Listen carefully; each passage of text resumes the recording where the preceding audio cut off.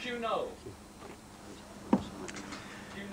Well, when we actually mention the subject of the Swap Shop team, you probably think of Keith and Maggie and John and myself, but here's an opportunity with our handheld camera, which Ian is operating, for you to see live on BBC One the entire team. I'm in the lighting gallery here, and Clive Thomas. Clive, you're in charge of this area. My sins, yes. It's an amazing area. Your three colleagues. Would you like to introduce us? Well, and there is, in fact, Colin.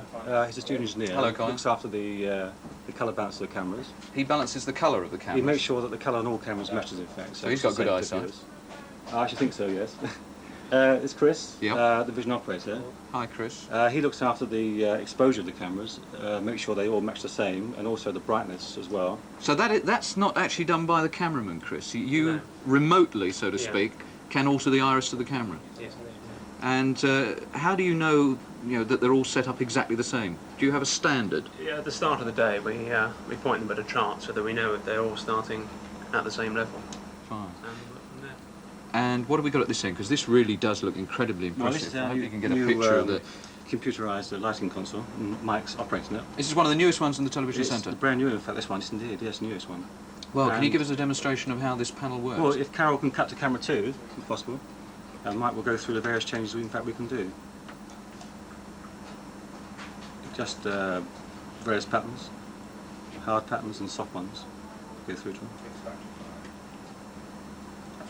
And the combination of both.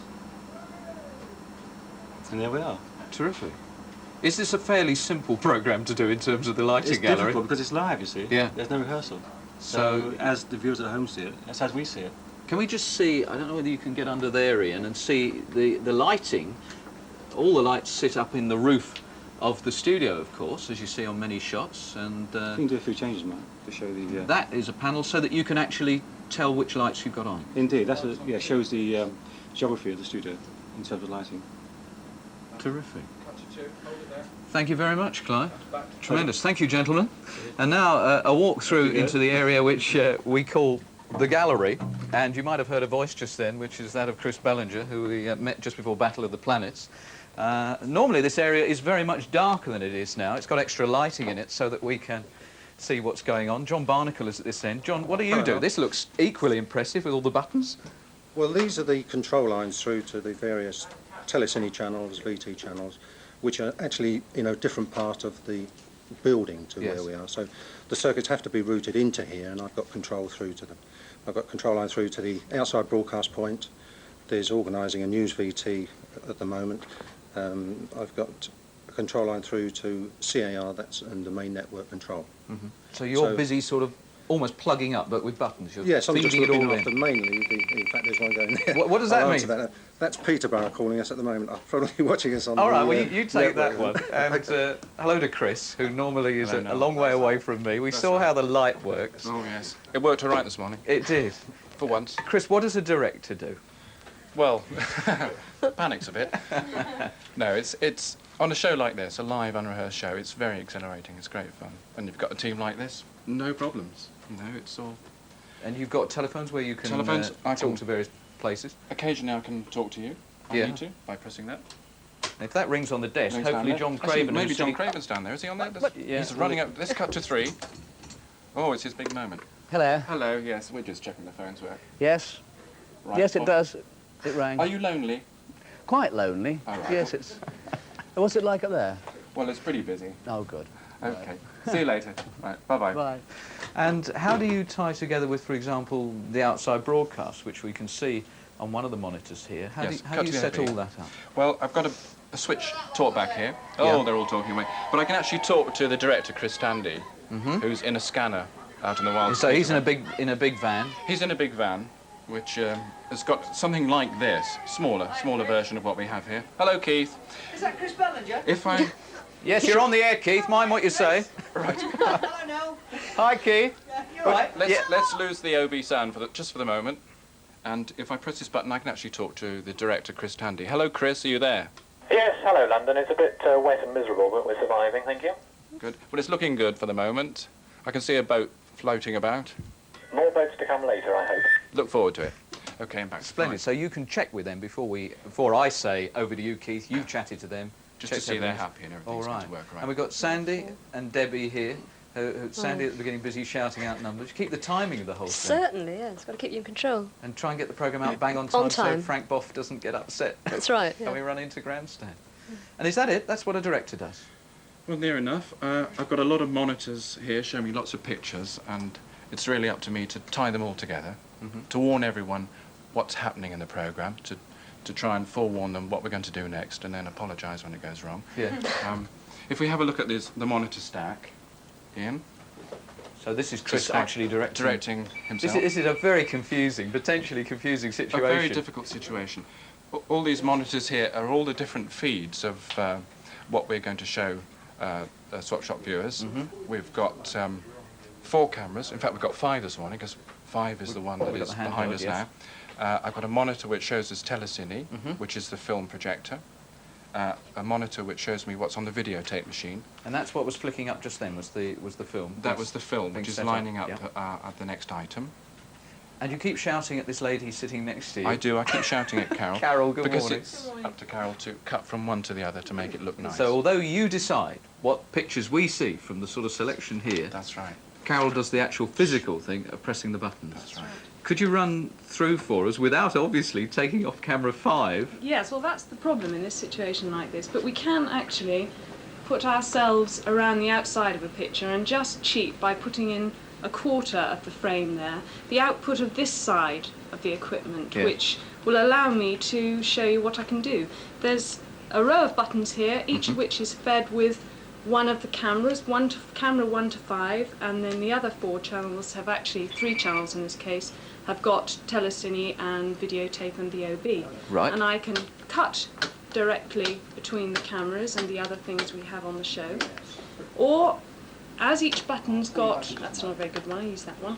As each button's got a fader attached to it, I can fade the pictures up and down, or by crossing 2 over, mix the pictures together. Which is a much softer way of going from one shot to the other. If it's a nice sort of gentle end to a film or something.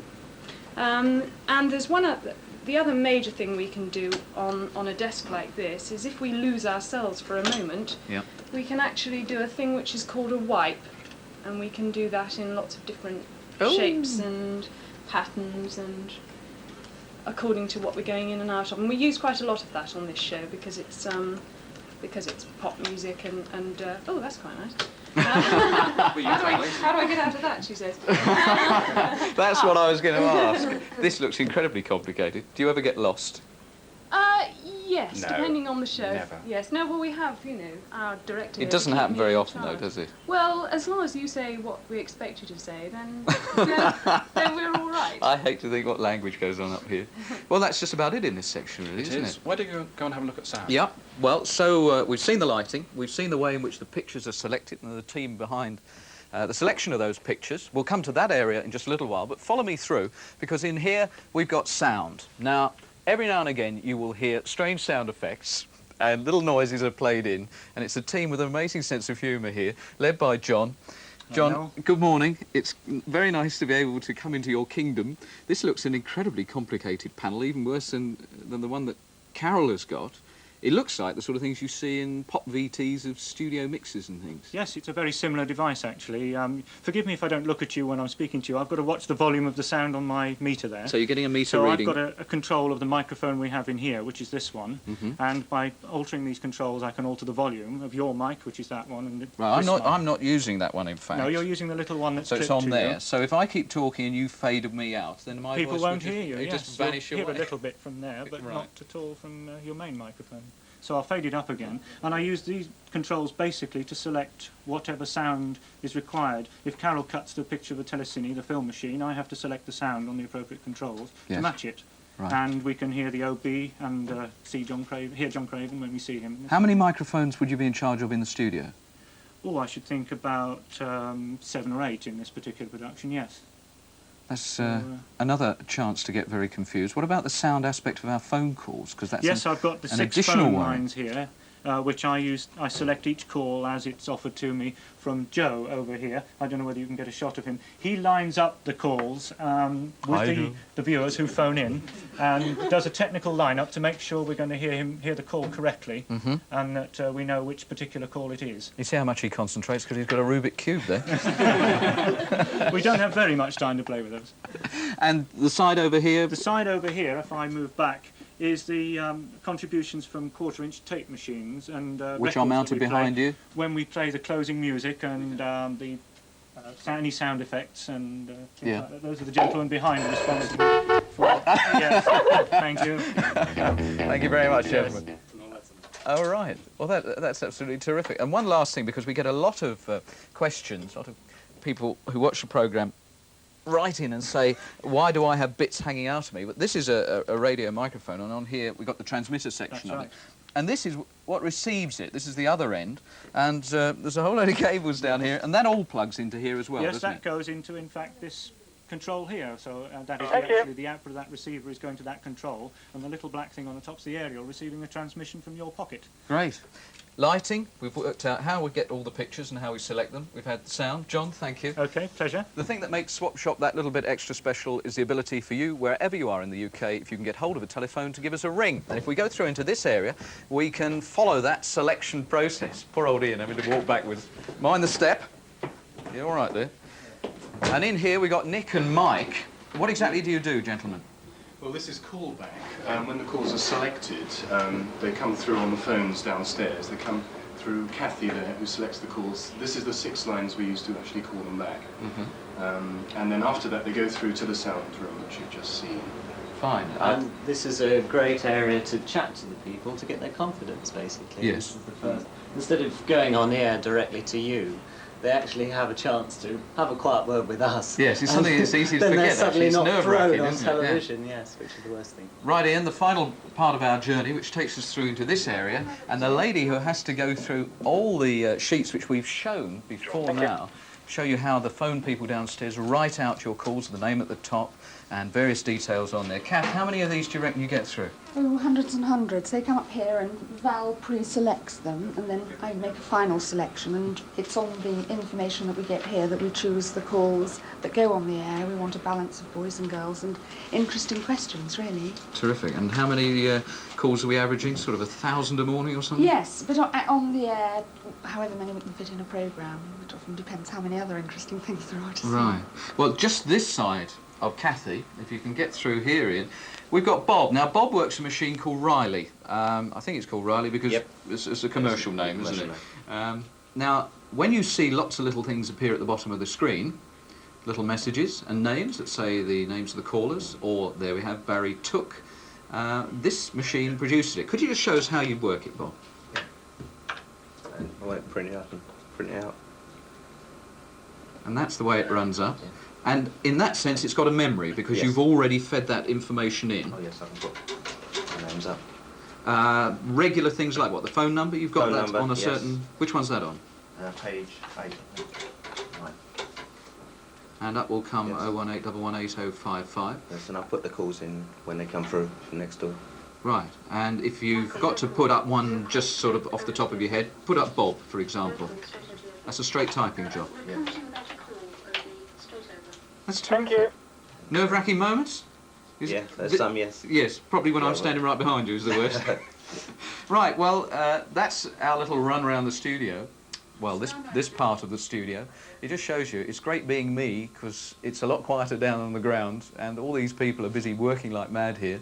And hopefully someone will tell me what comes next because I've completely forgotten. Obi, we're going to go to the outside broadcast right now. Over to Keith.